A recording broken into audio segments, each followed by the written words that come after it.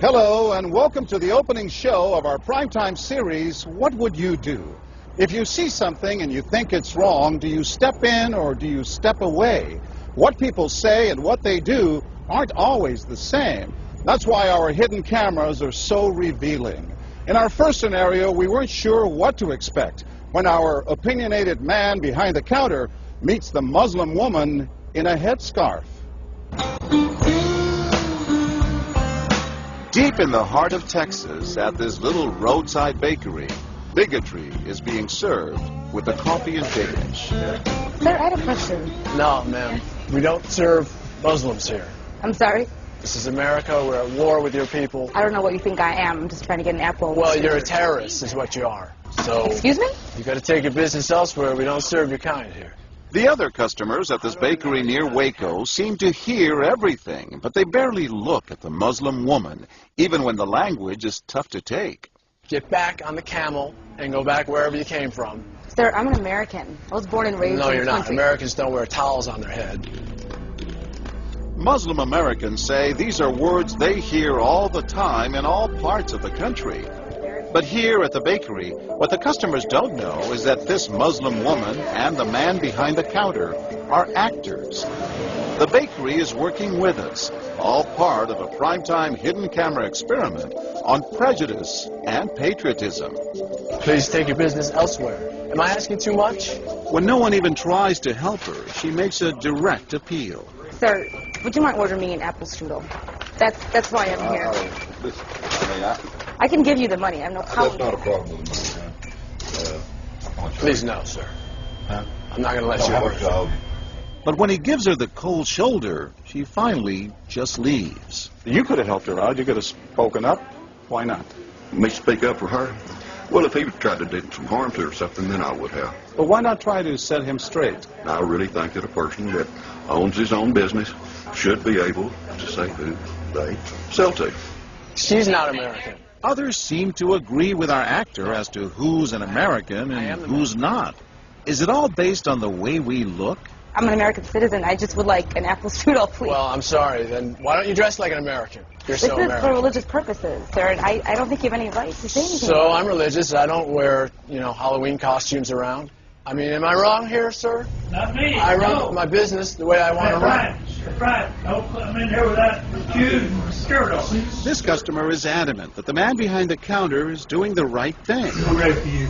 But the fact is, it's against the law to deny service to someone based on their race or religion. My name is John Quinones, and I'm with ABC News.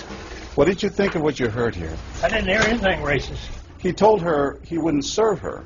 Well, he can say he wouldn't serve you if you come in here barefooted without a shirt on. But she wasn't barefoot or without a shirt on. Well, she wasn't dressed right. What do you mean? If I was running the place, I'd do the same thing.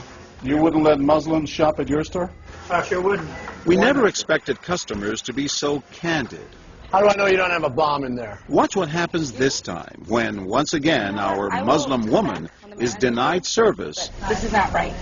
and again leaves. We reserve the right to not serve. That's right. Certain kind. That's right. That's, I appreciate seeing that. I think that's the first time I've ever seen that. He not only commends the man behind the counter for his discriminatory behavior, but he gives him the thumbs up, not once, but twice, Good job. All right. as he leaves. Sir, could I talk to you, sir, for a second? But when I approach, Sir, we're with ABC News. there is no thumbs up for me. We staged a little experiment in there to see how people would react to that kind of attitude. You're not an American. I am an American. That man took it a bit farther, telling me I'm not an American. He was threatened. Jack DeVideo is a social psychologist at Yale University. So when we as Americans feel threatened from the outside, we're going to define ourselves in very rigid fashions. Either you're with me, and if you're not really one of me, then you must be somebody else who's against me. The young woman in our experiment is an actor, but for this woman, discrimination is all too real. Nahaya Javed helped us design our experiment. Although born in Chicago, she says she's constantly characterized by fellow Americans as the enemy. They always start off with, you're a terrorist, Osama lover, towel head, camel jockey, on and on. While attending college in Texas, she says she continually suffered verbal abuse and has even been physically attacked just because she's Muslim. They assume I'm not from here, and if I tell them I'm American, they're like, no, you're not. Just because you were born here doesn't make you American. And I'm like, so what makes you American? It's a daily battle. Mm-hmm. And I don't feel like living in America, I should have to fight this battle. Meanwhile, back at the bakery, our actor is at it again. But how do I know you're not a terrorist? Terrorists look like you. But this time the customers are sympathizing with the Muslim woman. Right, I know, but can you blame me? Yeah, I can't blame you, actually. Why? What's the problem? All right, we'll get out of here. You need to go yourself, actually, what you need to do. Okay, sir. I'm a good American, all right? We're at war with these people. My dad's a veteran. Go yourself. So is mine. And he's not the only one who walks out in anger. You need to stop segregating against people. It's wrong. Excuse me? She's an American. No, like you're a bad American. Time and again, people speak out with their pocketbooks. You learned a couple of customers, just so you know. But look what happens when this man threatens to leave. You're not a good American, sir. I believe I am a good American. My son just came back from serving in the Army for over a year in Iraq, and that has nothing to do with her right. I understand that. Thank you, sir. And I hear what you're saying. But I can't believe you would be so discriminatory. I'm deeply offended by that. I'm sorry to offend you, sir, but I've got to live with myself. Seething, the man vows to fight back. I will let people know this. I've stopped here every time I come by this place, and I'll never stop here again. Why did folks get so upset? They saw an injustice. It's justice that binds us together. It's justice that makes us a society. Any threat to that kind of sense of justice and fairness undermines the entire system. You're really not going to serve her? No, I'm not. Perhaps that's why more customers are outraged by our actor's hateful behavior than approve of it. You're not dressed like an American. But no one is more persistent than these two young women who can't believe what they're hearing. Take your jihad, take it back out to the parking lot. Excuse me? I mean, I got to protect my customers, okay? You're really offensive and disgusting. Well, I'm sorry. I'm just trying to protect you here. Thank because you. you You're don't know sick. what's going on. that doesn't mean anything. This is a How do you know? culture. You These people so are trying to ignorant. kill Americans. Disgusting. It is my culture. So you're ready to serve me, but you're not ready to serve her?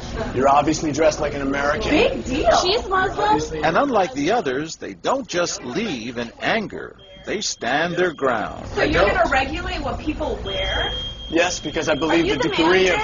of... No, I'm not the manager. Can I speak to your manager? I'm John Quinones with ABC News. It's only when we catch up with our heroines that they finally let their guards down. I'm with my friend who's, Muslim, and it's, I've just seen how people treat them differently. And it really hurts me. Just watching them stand up for what they believe in touches Professor DeVideo. In a way, they defended America.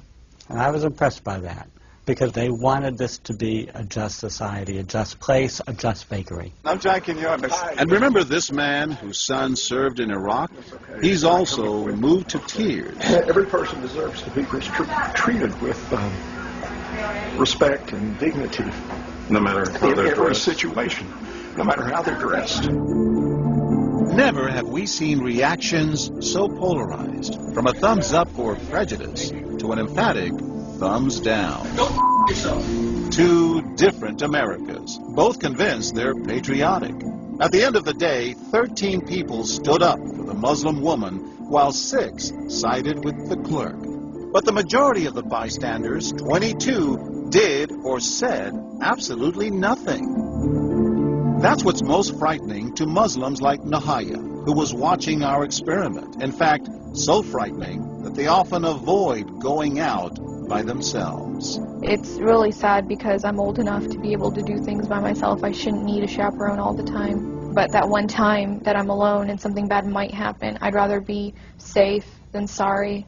Hi, I'm Nahaya. It's no wonder this young woman was so moved by the people who came forward to protect a stranger who just happens to be Muslim. Thank you so much for what you did, and I wish more people would do these type of things. And I do too. It would make my life a lot easier.